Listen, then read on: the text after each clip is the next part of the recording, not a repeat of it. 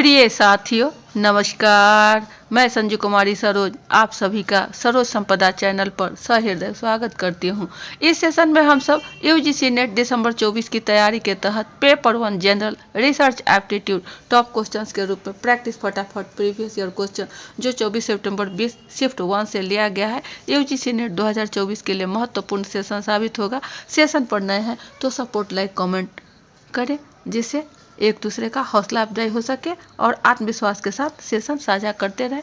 ज़्यादा देर न करते हुए प्रश्न की ओर चला जाए। प्रश्न 1 नंबर पे हमारा है, जब अनुसंधानकर्ता का लिंग अध्ययन के प्रतिभागी के व्यवहार को प्रभावित करता है तो इसे कहा जाता है ए मनोसामाजिक प्रभाव, बी मनोवैज्ञानिक प्रभाव, सी जैव सामाजिक प्रभाव, डी पर्यावरणीय प्रभाव। इंग्लिश इसकी है 1 नंबर पे, when the researcher sex affect the behaviour of a participant in a study it refers to A psychological effect, B psychosocial effect, C biosocial effect, D environmental effect. तो सही विकल्प हमारा क्या हो जाएगा? ABCD के ऑप्शन से ये होगा आपका जैव सामाजिक प्रभाव।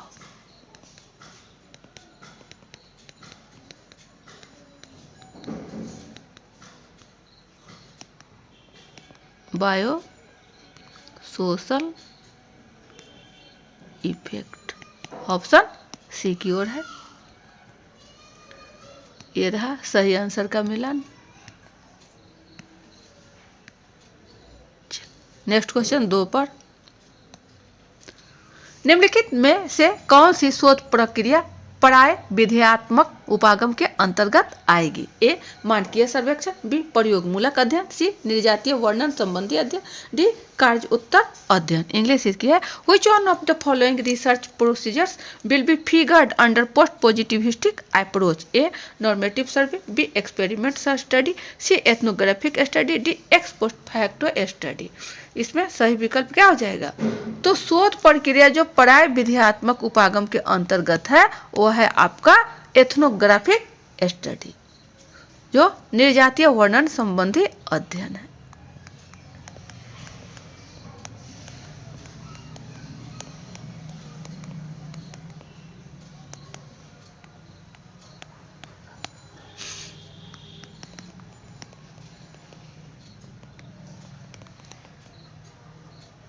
एथनोग्राफिक स्टडी ऑप्शन सी की ओर है। यह रहा सही आंसर का मिलान।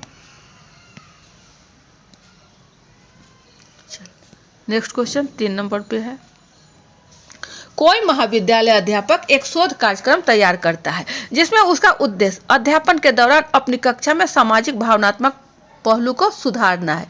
इस संदर्भ में निम्नलिखित में से कौन सी शोध विधि उपयुक्त मानी जाएगी? ए प्रयोगमूलक विधि, बी वर्णनात्मक विधि, सी ऐतिहासिक विधि, डी क्रियात्मक अनुसंधान विधि। इंग्लिश इसकी है, a college teacher plans a research program in which he see intends to improve the socio emotional aspect of his her classroom climate during teaching. Which one of the following research method will be considered appropriate in this context? A experimental method, B descriptive method, C historical method और D है action research method। सही विकल्प क्या हो जाएगा? ABCD के option से हमारा। तो लंबे लंबे क्वेश्चन को देखकर, बड़े बड़ी बातों को देख कर करके ज़्यादा भावुकता या घबराने की बात नहीं है। जहाँ कहीं आपको मिले कॉलेज, स्कूल, टीचर, प्रोफेसर और वह शोध से संबंधित हो तो इसमें तात्कालिक शब्द आवे, इमीडिएट या वृद्धि डेवलपमेंट या सुधार मॉडिफिकेशन, ये सारी जो है आपको एक ही रिसर्च है, वो है आपका एक्शन रिसर्च। क्रियात्मक अनुसंधान विधि ऑप्शन क्या हो जाएगा? डी की ओर।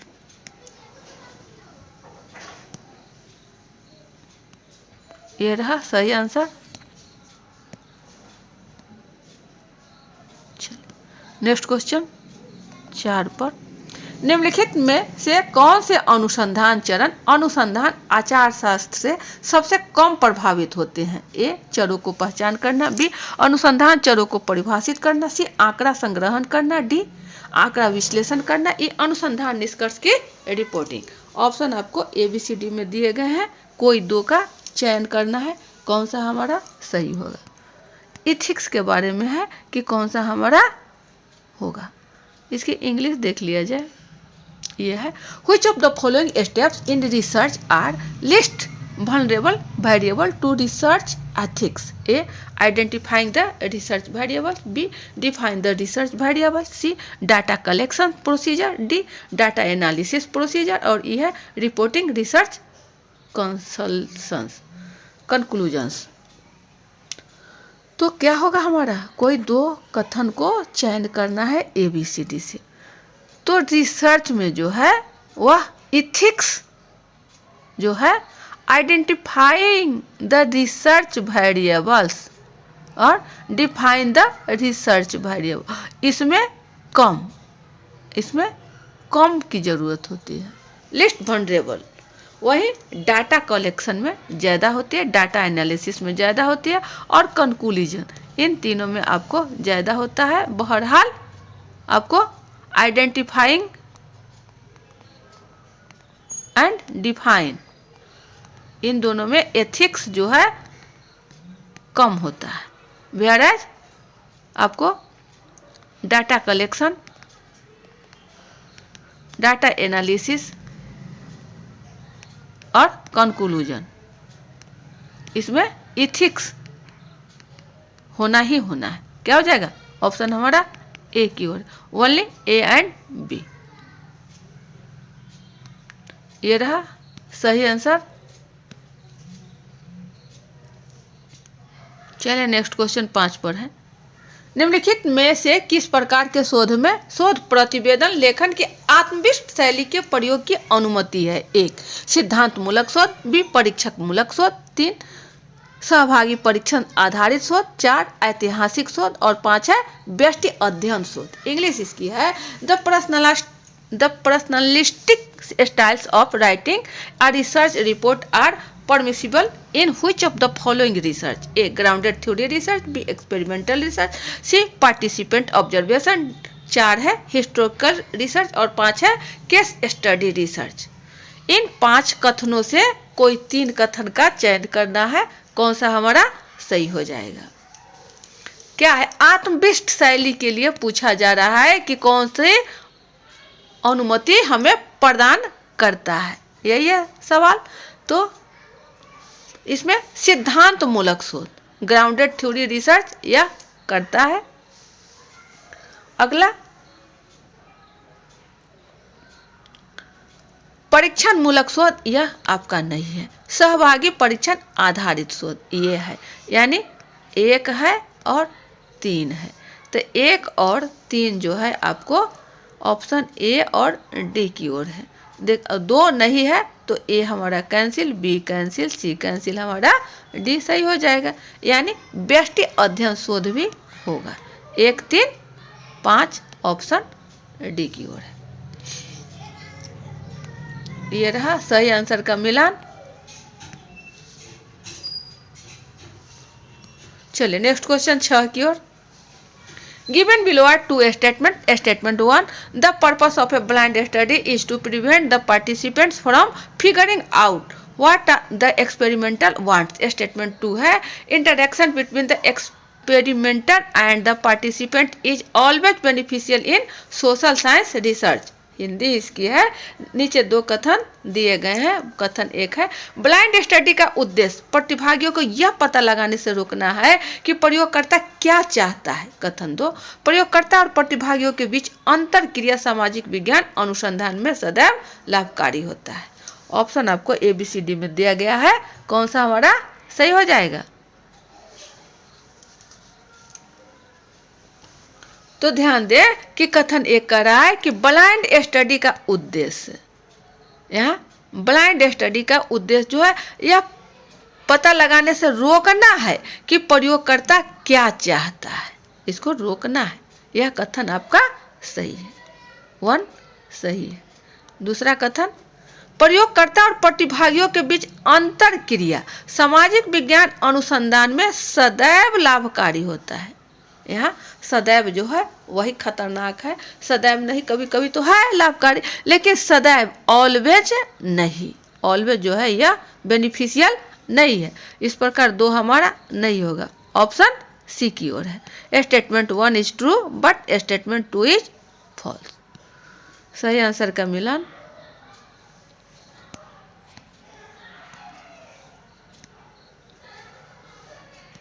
चलिए नेक्स्ट क्वेश्चन 7 पर है।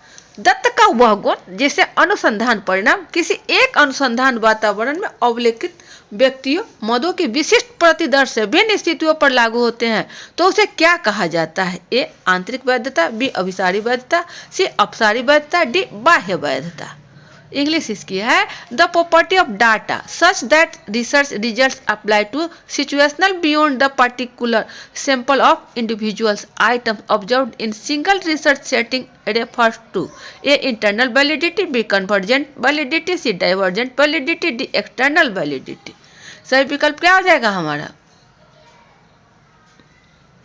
तो यह है आपका बाह्य वैधता।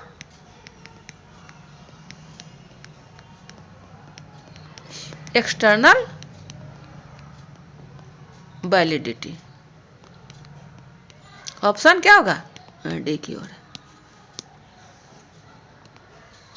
सही आंसर का मिला एक्सटर्नल वैलिडिटी। नेक्स्ट क्वेश्चन 8 पर है। परिकल्पनात्मक निगमनात्मक शोध प्रतिमान का प्रयोग करने में निम्नलिखित में से किस क्रम को उपयुक्त माना जाता है? ए परिकल्पना निर्माण, परिकल्पना परीक्षण, सामान्यीकरण पर पहुंचना और निष्कर्ष। बी शोध समस्या निर्धारित करना, परिकल्पना निर्माण, परिकल्पना परीक्षण, सामान्यीकरण पर पहुंचना और निष्कर्ष। सी परिकल्पना निर्माण, शोध समस्या निर्धारित करना, परिकल्पना परीक्षण, सामान्यीकरण पर पहुंचना और निष्कर्ष। डी परिकल्पना परीक्षण, परिकल्पना निर्माण, शोध समस्या को अंतिम रूप देना, सामान्यीकरण पर पहुंचना और निष्कर्ष। ABCD के सही विकल्प को चयन करना है। कौन सा हमारा होगा? देखने से और सुनने में सब लगता है कि एक ही जैसा है और मन इधर उधर भटक रहा है कि कौन सा हमारा सही होगा, लेकिन इसके लिए एक छोटा सा है PHDCAG। इन 6 स्टेप ही हमारा सही क्रम को माना जाता है। Selection of problem, hypothesis, data, यह है आपका डाटा ऑफ कैलकुलेशन, एनालिसिस, और जी है आपका जनरलाइजेशन एंड कंक्लूजन। यह छोटा सा ट्रिक आप यदि ध्यान में रखते हैं PHDCAG तो हमारा आसानी से बन जाएगा। सबसे पहले क्या होता है? सिलेक्शन ऑफ प्रॉब्लम पी से, तो कहाँ हमारा मिल रहा है? परिकल्पना निर्माण बाद में होगा। सबसे पहले क्या होता है? शोध समस्या निर्धारित करना, सिलेक्शन ऑफ प्रॉब्लम। तो ए में परिकल्पना निर्माण शुरू में दे दिया, डी में भी दे दिया और सी में भी दे दिया, बी में इसके बाद। तो सबसे पहले सिलेक्शन ऑफ प्रॉब्लम, उसके बाद हाइपोथेसिस, फॉर्मुलेशन ऑफ हाइपोथेसिस, तो इसके बाद परिकल्पना निर्माण, उसके बाद परिकल्पना का परीक्षण, टेस्टिंग ऑफ हाइपोथेसिस, उसके बाद जनरलाइजेशन एंड कंक्लूजन। यही है ऑप्शन हमारा क्या हो जाएगा? बी पर है। तो इससे एक प्रश्न पूछे ही पूछे जाते हैं। इस ट्रिक को आप अपने स्तर से भी सुविधानुसार बना सकते हैं और इसको याद रख सकते हैं PHDCAG। और इसी पर एक क्वेश्चन आपको प्रायः पूछे जाने की पूरी संभावना है। इसे नज़रअंदाज नहीं करना है, बिल्कुल आत्मसात कर लेना है। हमारा ऑप्शन क्या हो जाएगा? बी हो जाएगा। सही आंसर का मिलान देख लिया जाए, ये रहा। शोध समस्या निर्धारित करना, परिकल्पना निर्माण, परिकल्पना परीक्षण, सामान्यीकरण पर पहुंचना और निष्कर्ष, यह है हमारा सही ऑप्शन बी। तो ये थे आपके कुछ महत्वपूर्ण प्रश्न जिसे हम लोगों ने साझा किया। आशा है आपको फायदा पहुंचाएगा। वीडियो ज़्यादा लंबा न बने इसलिए सेशन को यहीं वाइंड अप किया जाता है। सेशन पर नए हैं तो kindly support, like, comment, share करें जिससे एक दूसरे का हौसला अफजाई हो सके और आत्मविश्वास के साथ सेशन साझा करते रहें। मिलते हैं नेक्स्ट वीडियो में अच्छे प्रश्नों को लेकर। तब तक के लिए जय हिंद, वंदे मातरम।